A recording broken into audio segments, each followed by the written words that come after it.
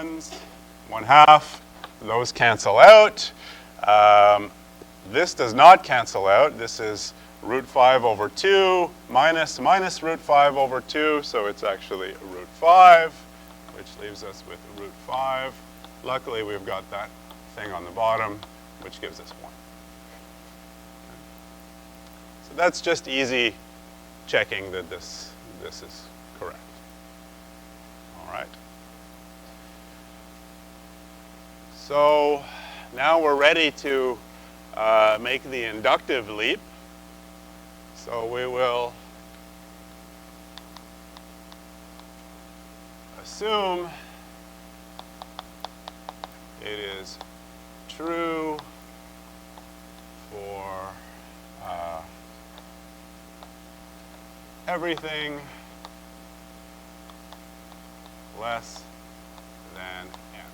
So in particular, we're going to assume that this statement is true, not for n yet, but for 0, 1, those are easy. We've already checked all those, all the way up to n minus 1.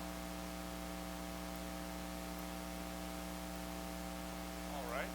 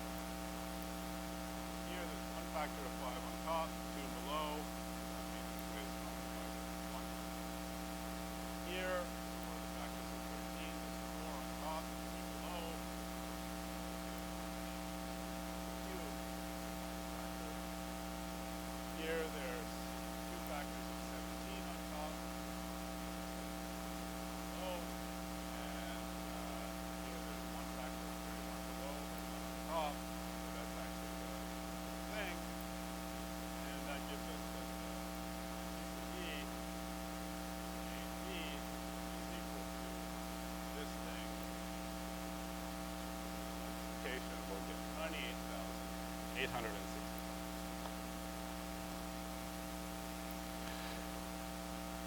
So that seems like a fairly short way to do it. And actually, you can convince yourself fairly quickly that even if I wrote all these factors out longhand, even if I did 3 times 3 here and 13 times 13 times 13 times 13 times 13 here, you don't really get big expansions of these things, right? Because each factor at least doubles the size of the number, so the number of factors is only the logarithm of, at most the logarithm of these things. So, so that looks sort of efficient. The problem is it requires this factorization of the number into primes, and actually that's a really famous problem and a really important problem for practical reasons as well, is we don't know how to factor big numbers. So we don't have any efficient algorithm for factoring big numbers. Okay.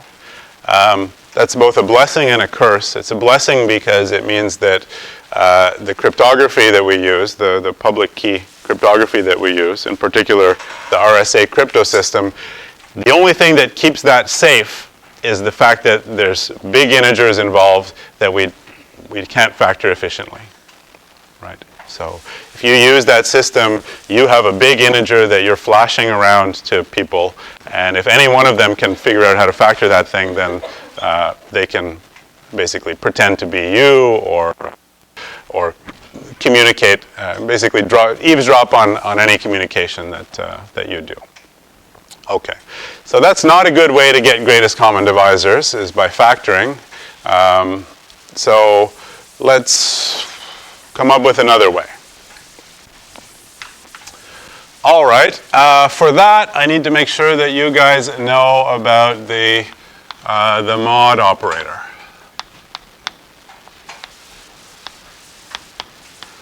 And we'll look at the simplest version of it for, let's say, integers a bigger than or equal to b bigger than or equal to 1.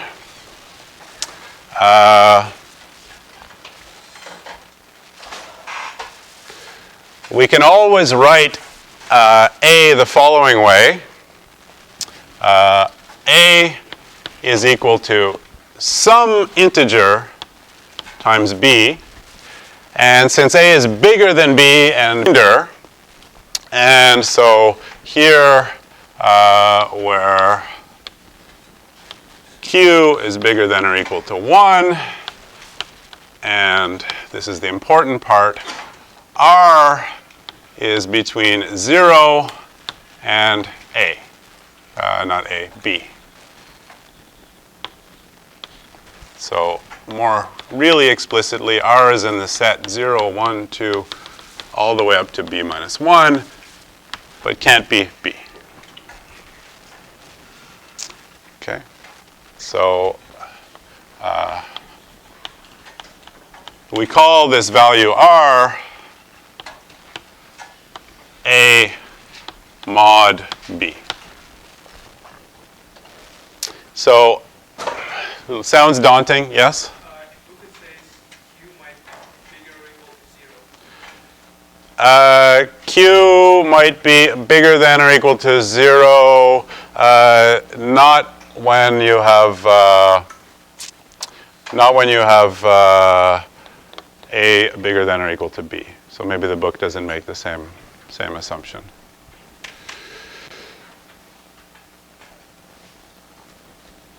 Okay. All right. So we call this thing a mod b, and don't be too scared of it.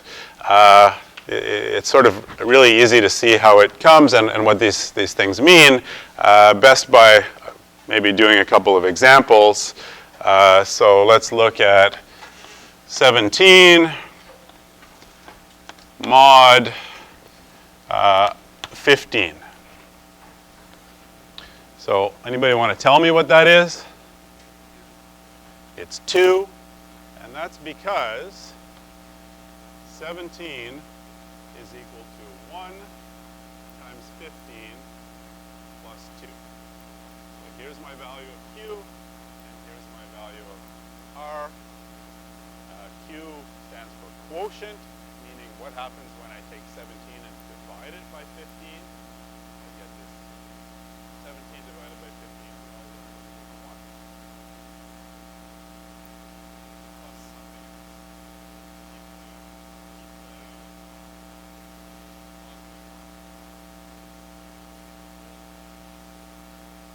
Something else.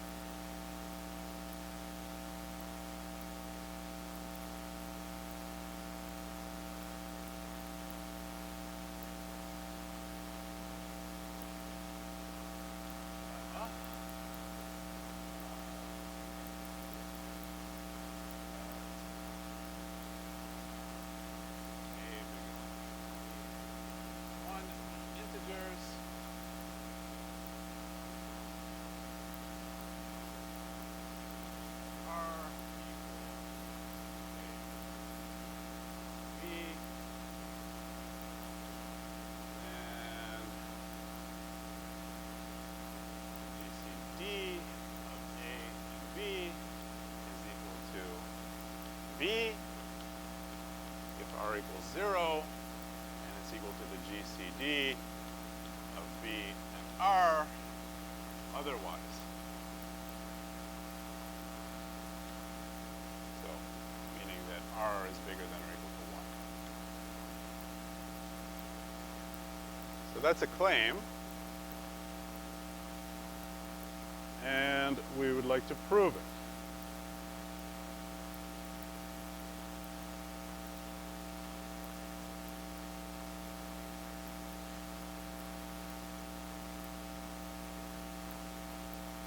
Okay, so this case, when r equals 0, I think we convinced ourselves that that's already true, that indeed B is a divisor of both A and B, and there's no divisors of B that are bigger than B, so that part's fine. It's this part here that looks strange.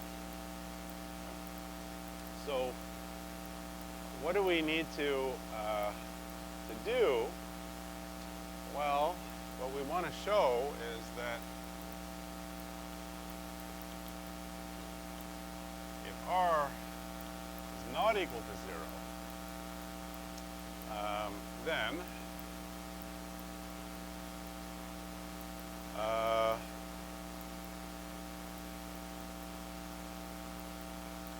any d, integer d,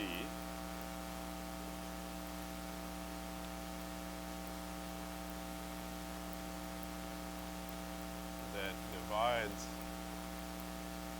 well, two things. Well, let's see. Let's write it this way. Any integer d that divides, let's say, b and r, also divides a, and as well, any d that divides a and b also divides r. Okay. So this go up here in the GCD of B and R. And anything that divides B and R, anything which shows up here, also divides A. So ultimately that means that D divides A and B if and only if D divides B and R. And that's what we're claiming, right? That the integer we're looking for, the GCD of A and B, is also the GCD of B and R. Okay? So how do we do that? Well, we need to prove each of these things individually. So if D divides B and R, then it also divides A. So for that, we write R, well, yeah, let's write it this way. So what do we know that A is equal to Q times B plus R. That's the definition of R. Q is some integer that we don't know yet. So that means that R is equal to A minus Q times B. Okay, so if I look at, it's even easier than that. On this side, we use the easy version. A is equal to Q times R, Q times B plus R. So D, if it divides B and R, that means that this Q times B divided by D is an integer because B divided by D is an integer.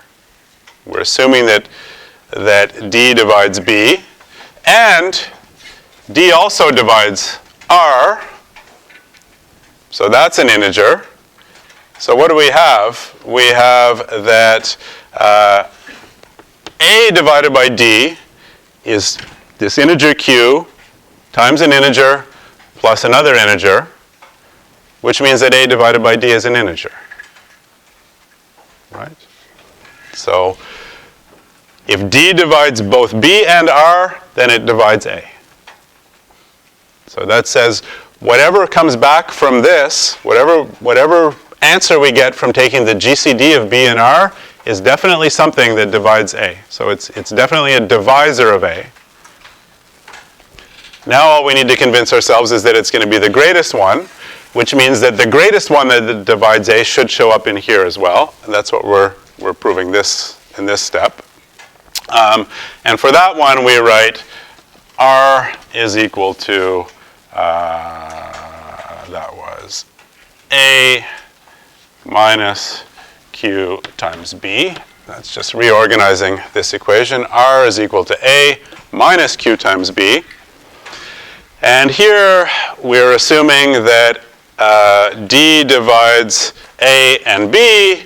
So a over d is an integer. b over d is an integer, which means that r over d is an integer minus an integer times an integer. That's an integer. Okay.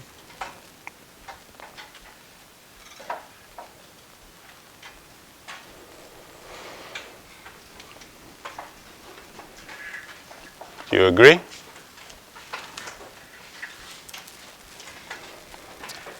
So everything that is a common factor of a and b is also a common factor of b and r, and everything that's a common factor of b and r is also a common factor of a and b, which means that the greatest common factor of a and b is also a common factor here.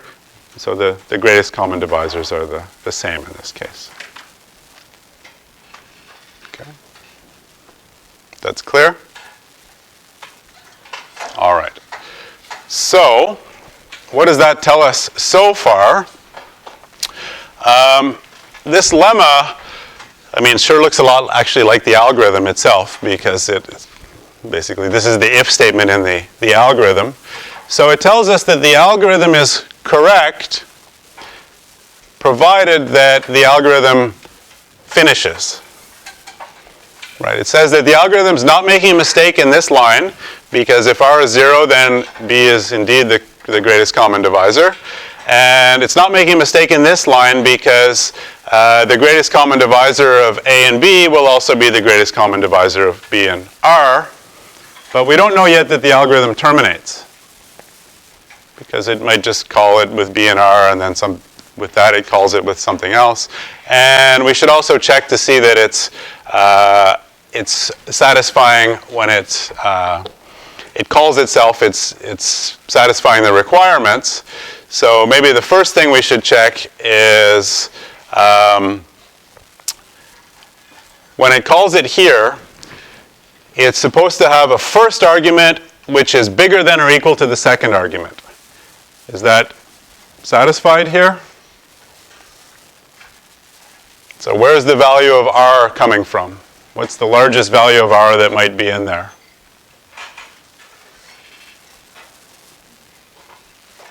So r is a mod b. Yep. Yeah. So r is actually for sure smaller than b. So r equals a mod b. Well, that means r was in the set 0 up to b minus 1. That's good. And so that's good, but it's not 0, because if it was 0, we would have returned in the previous line. So r is in the set 1 up to b minus 1 if we end up calling this thing recursively. So that says that, well, the first argument is bigger than the second argument, and the second argument is bigger than or equal to 1, which is exactly what we need for this algorithm to work. So that part is safe. So we didn't violate this requirement here. Can you tell me how long this algorithm runs for? Or does it terminate? Can it run forever?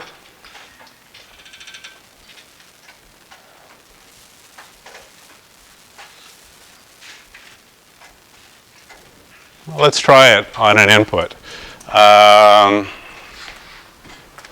I think it was, we had a good pair of numbers here.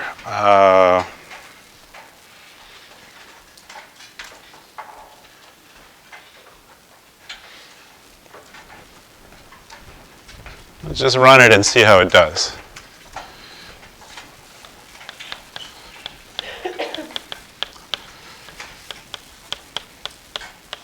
Find the GCD of 75 and 45. Okay?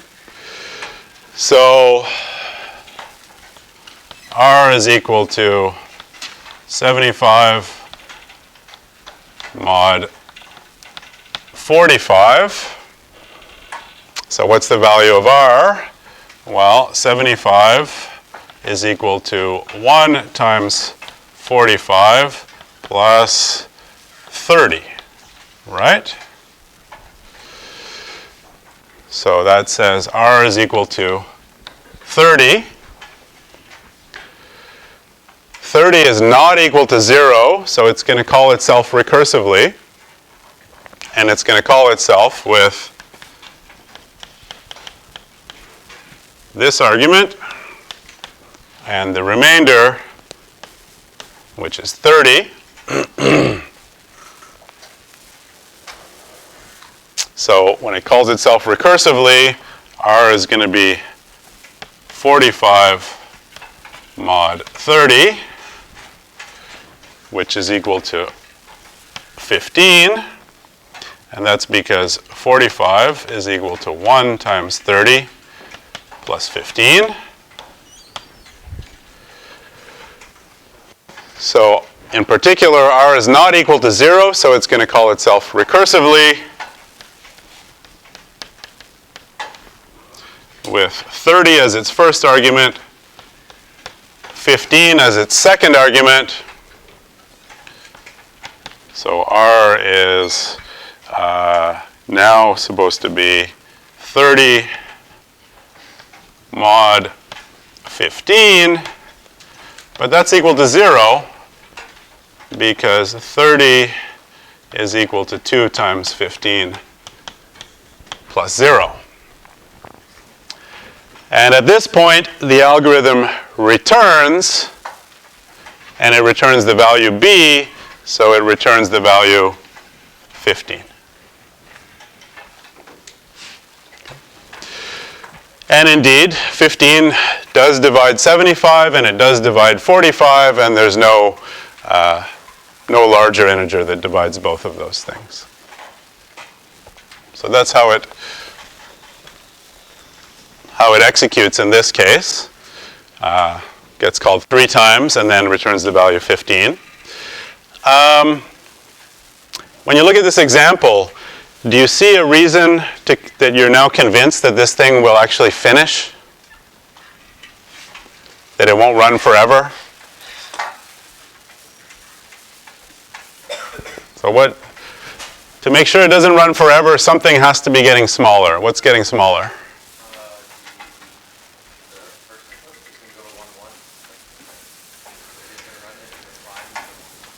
Okay, so there are lots of ways to see it. So one of them is the first input is getting smaller. So why is that? Well, the only way, I mean, when you call it the second time, the second input becomes the first input. So we already assumed that A was bigger than or equal to B. The only thing we would have to worry about is if A is equal to B, then when I call it recursively, then the argument doesn't get smaller. But if A equals B, then A mod B is 0 and the thing never calls itself recursively. Okay. So the first input gets smaller each time I call it. So that means that the number of iterations won't be more than A.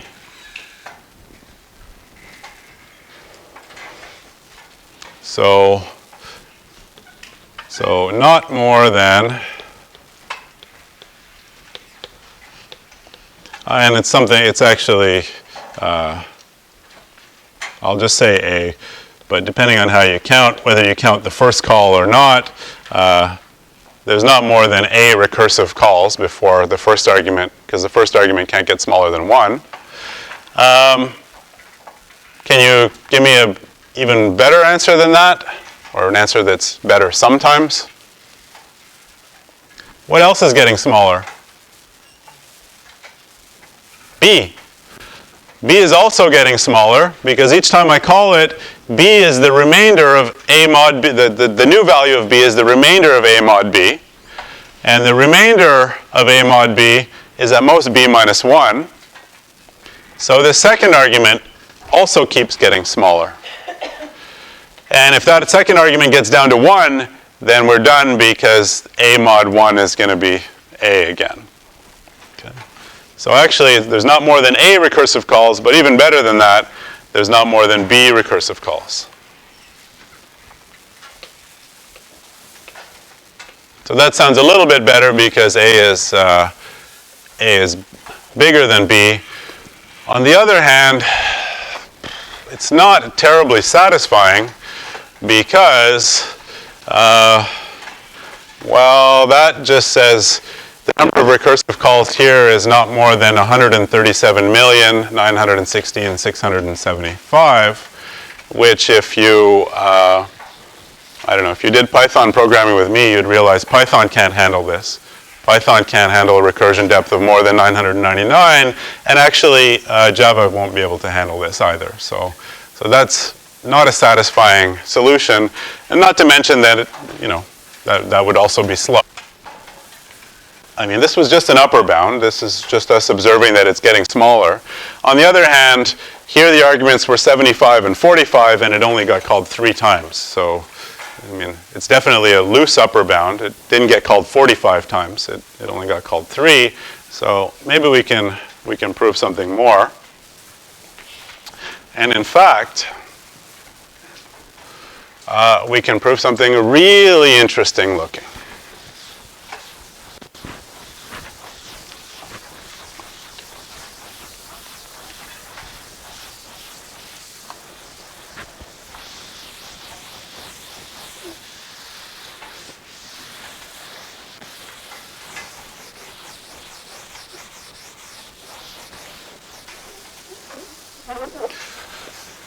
So define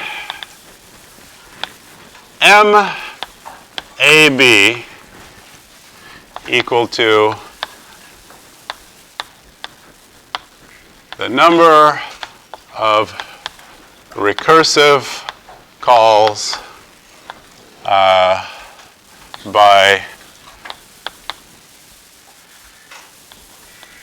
actually let's not even say recursive calls. Let's say number of mod operations performed by when we call Euclid AB.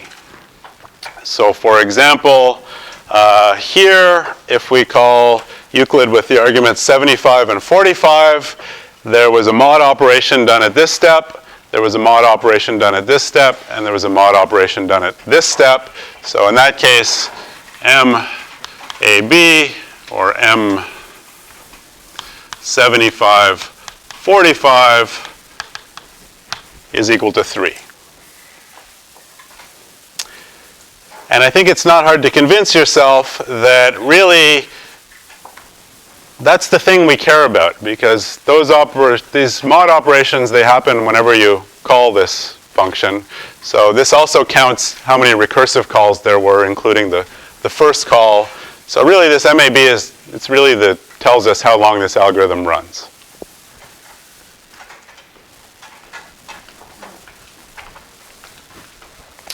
So normally So this is a stand-in for the running time of the algorithm. So normally what you do when you want to analyze an algorithm like this is you define this as the running time, and then you try to prove an upper bound on the running time. Somehow show that this number is not too big. We'll actually do something else. We will show that if this number is big, then the arguments were really big. The A and B were really big. Okay, so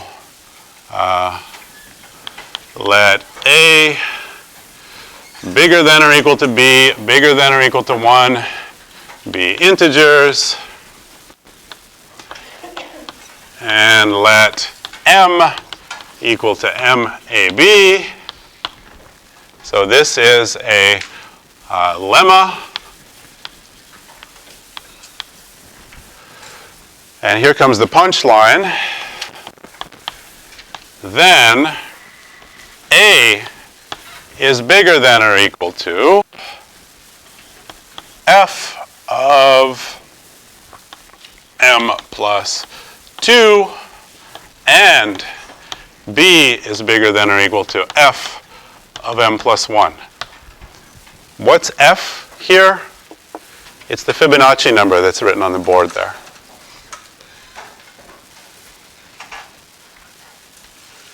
Okay. So here I'm saying suppose the algorithm runs for m steps, then that means A was at least the m plus 2th Fibonacci number, and B was at least the m plus 1th Fibonacci number.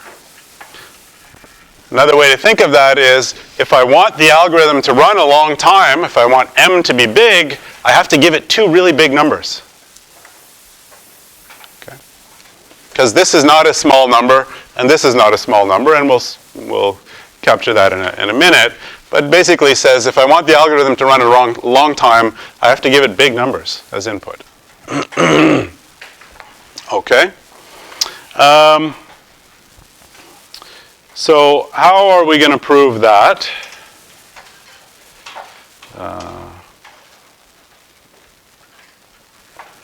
Well, proof will be by induction on M.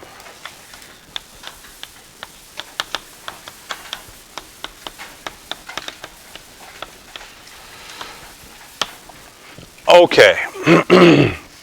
So I want to prove this statement by induction on M. And the base case is when M equals 1.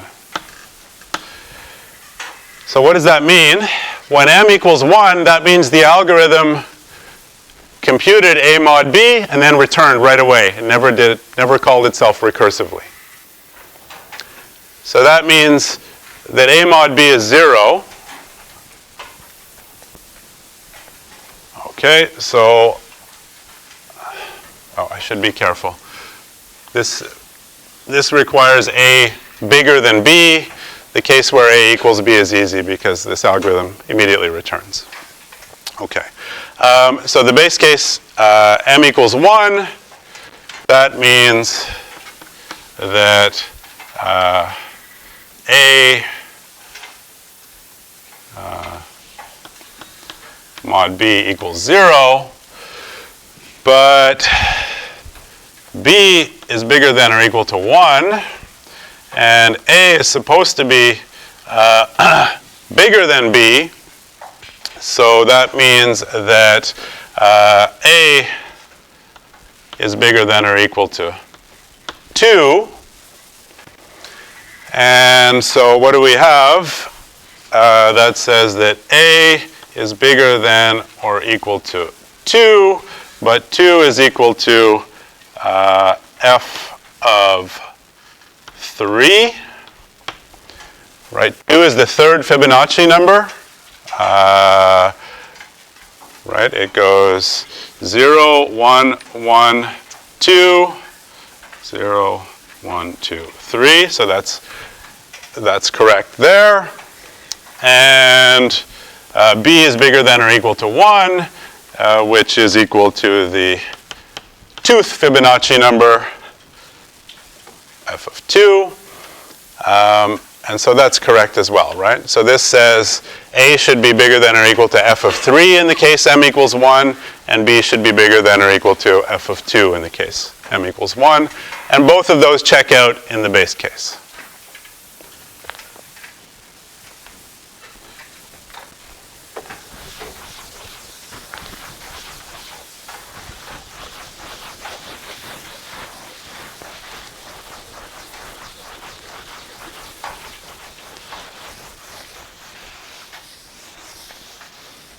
Now for the inductive step.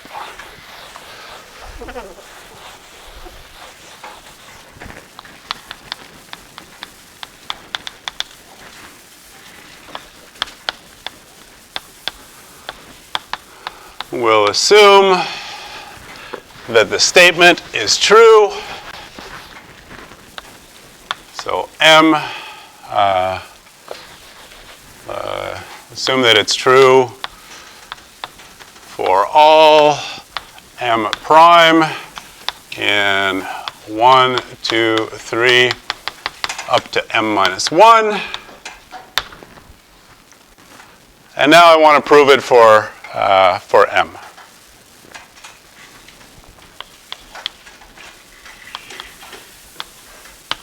Okay, so m is m AB, and that should be bigger than 1 because I already did the base case when m equals 1.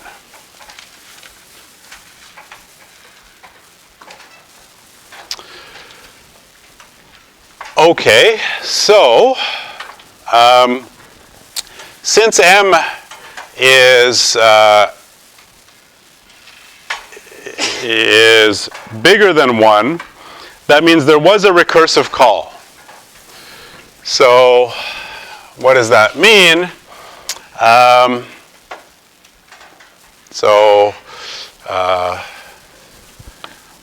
There was a recursive call, and the recursive call was on BR, where R is equal to A mod B.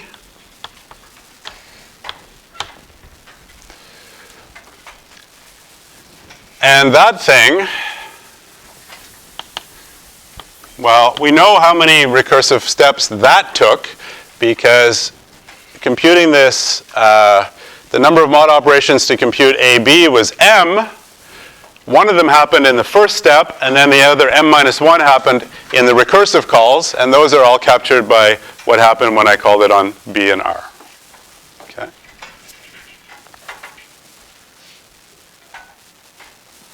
Is that clear? So one mod operation happened in the first step. I'm assuming there's m of them bigger than 1. So in the first step, 1 happened, and then all of the rest of them happened in these recursive calls. So when I tried to compute the GCD of B and R. All right. Okay, but now, by the inductive hypothesis,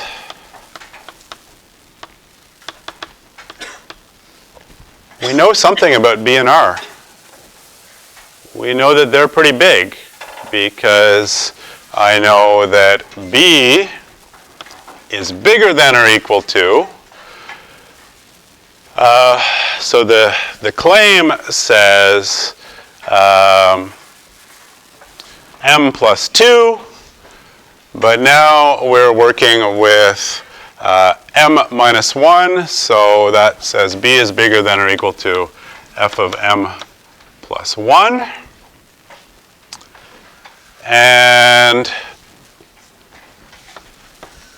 R is bigger than or equal to f of m.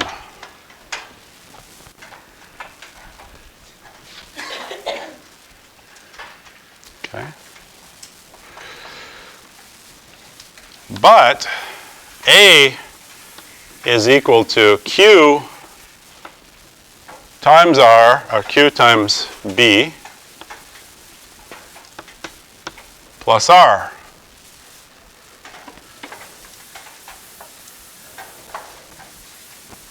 Well, since A is bigger than B, Q is bigger than or equal to 1.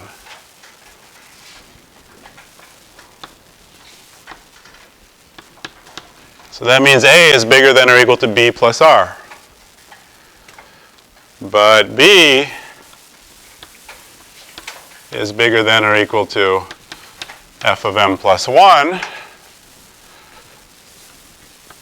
R is bigger than or equal to f of m. But wait a minute. This here is the definition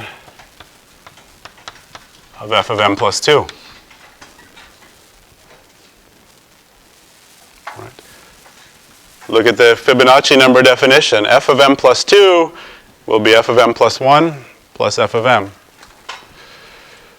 So A is bigger than or equal to f of m plus 2. Okay.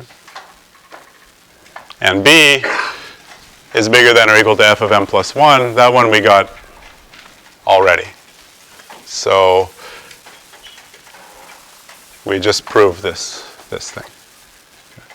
So stepping back, that means if I want to run this, I want this algorithm to run for a long time, m steps, I have to give it 2 really big inputs, the m plus at least the m a long time. How big is the input that I have to give it?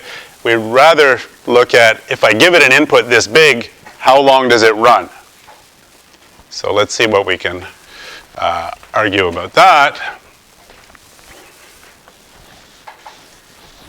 So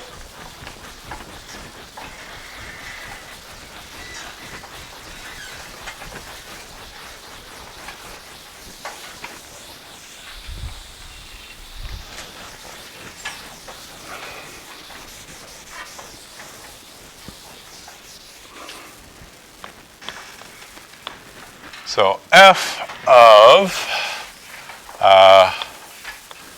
let's look at that. So this is what I'm interested in, this value of b, the smaller of the two values, and I've determined that that's bigger than or equal to f of m plus 1. F of m plus 1 is phi to the m plus 1 minus psi to the m plus 1 over square root of 5. And let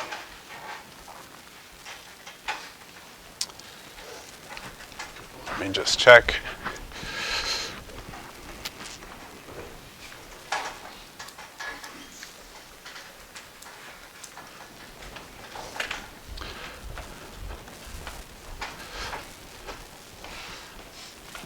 That is bigger than or equal to phi to the m minus 1.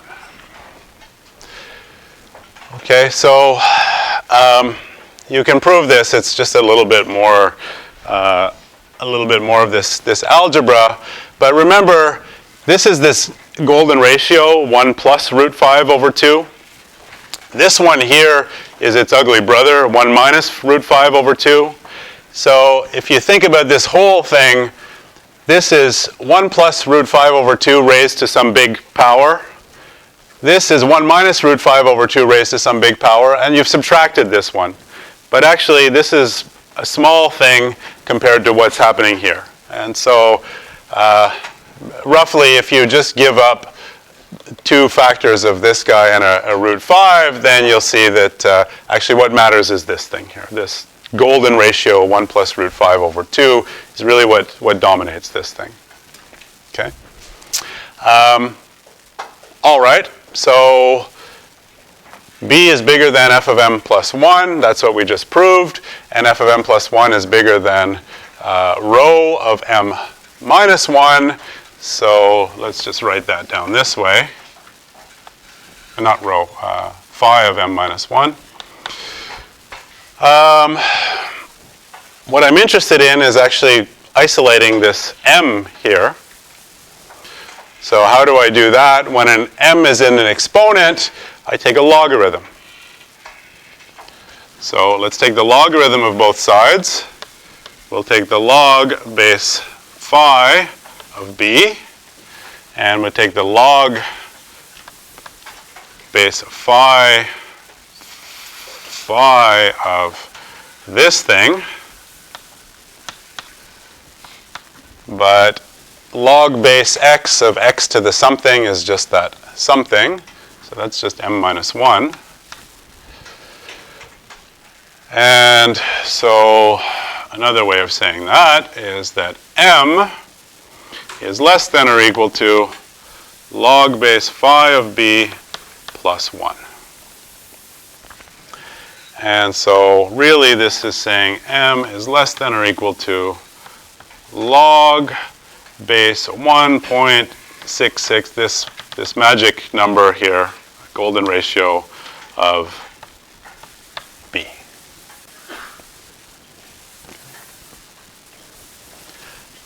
So that's much, much smaller than b, right? So this algorithm runs for a logarithmic number of times in the smaller of its two arguments.